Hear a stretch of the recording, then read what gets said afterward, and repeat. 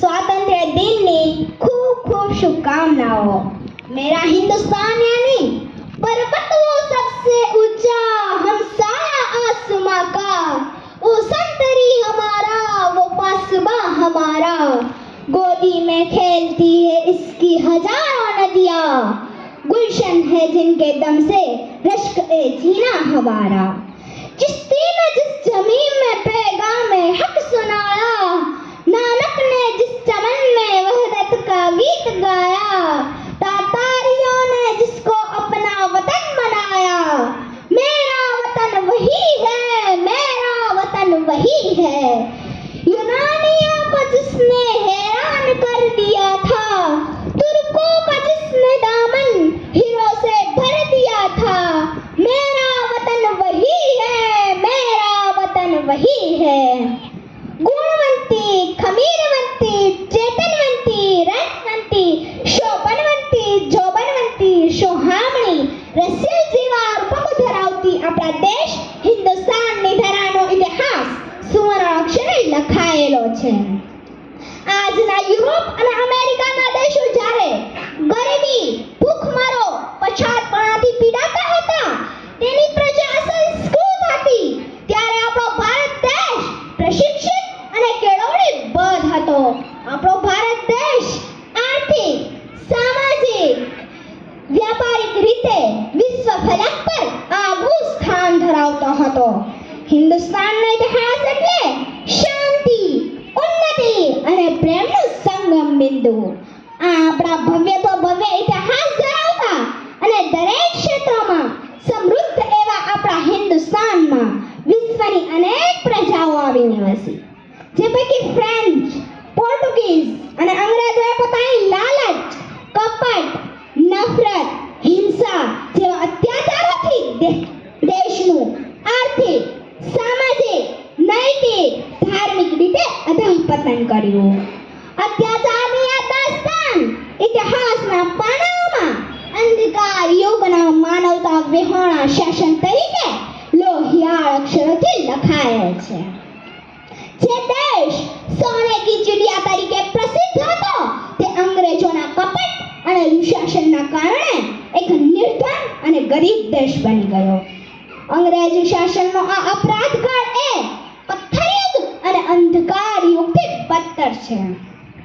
અંગ્રેજોની ગુલામીમાંથી આઝાદી મેળવવા અનેક યુવાઓ, વડીલો, સ્ત્રીઓ, બાળકોએ પોતાનું લોહી રેડ્યું છે।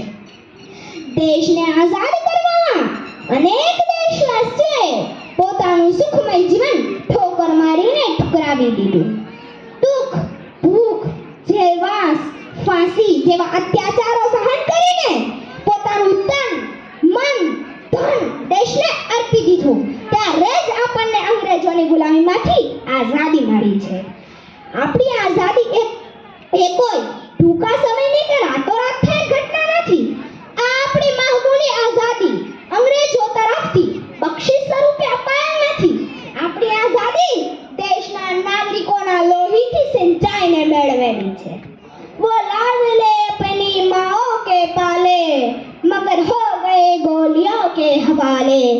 आजादी के बदले जवानी लुटा दी, वतन के लिए जाकी बाजी लगा दी। हमारे थे अब देश के हो गए, वतन को जगा कर खुद सो गए, वतन को जगा कर खुद सो गए।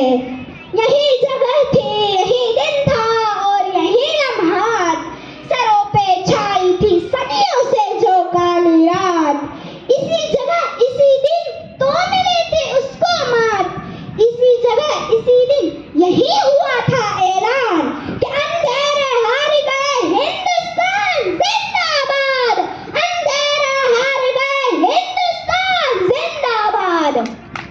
આપણે આઝાદ થયા ત્યારે આપણા દેશની સ્થિતિ એક ચૂસેલા ગોટલા જેવી હતી। દેશમાં ગરીબી, બેકારી, નિરક્ષરતા, પછાતપણા જેવા રાક્ષસોએ દેશવાસીઓને ભરડામાં લીધેલા હતા। પરંતુ આપણા દેશના નાગરિકો, સંસ્થાઓ, સામાજિક, રાજકીય, ધાર્મિક નેતાઓએ ઘણા સંઘર્ષ કરી ખેતી, ઉદ્યોગ, વેપાર, વાણિજ્ય, આરોગ્ય, વિજ્ઞાન જેવા દરેક ક્ષેત્રોમાં નવા આયામો સર કર્યા છે. આજે શૈક્ષણિક ક્ષેત્રમાં IIM, IIT તથા આરોગ્ય વિજ્ઞાન ક્ષેત્રમાં ISRO જેવી સંસ્થાઓ વિશ્વ કક્ષાએ નામાંકિત બની છે. વર્તમાન સમયમાં આપણે ચંદ્રયાનને ચંદ્ર પર મોકલીને વિશ્વએ અચંબિત કર્યું છે. આજે આપણે ઉપભોક્તા જ નહીં રહેતા, ઉત્પાદન ક્ષેત્રે વિશ્વ કક્ષાએ આગલી હરોળમાં પોતાનું સ્થાન સુનિશ્ચિત કર્યું છે. આઝાદી સમયે અનાજની તંગી ધરાવતો આપણો ભારત દેશ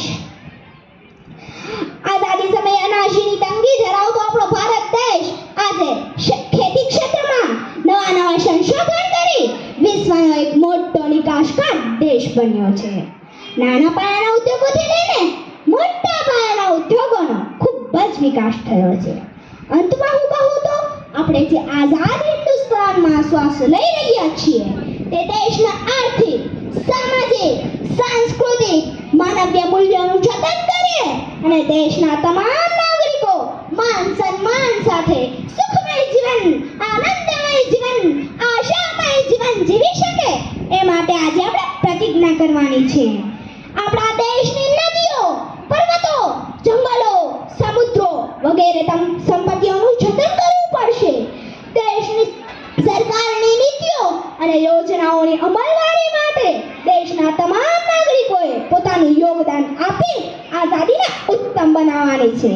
આપણા મહામૂલા બંધારણના લિબર્ટી, ઇક્વિલિટી, ફ્રેટર્નિટી જેવા દરેક નાગરિકોના મૂળભૂત હકને સમર્પિત રહેવું પડશે. મારા દેશે મને શું આપ્યું એના કરતાં હું દેશને શું આપી શકું, ચાલો સૌ મળીને એ વિચારને અમલી બનાવીએ.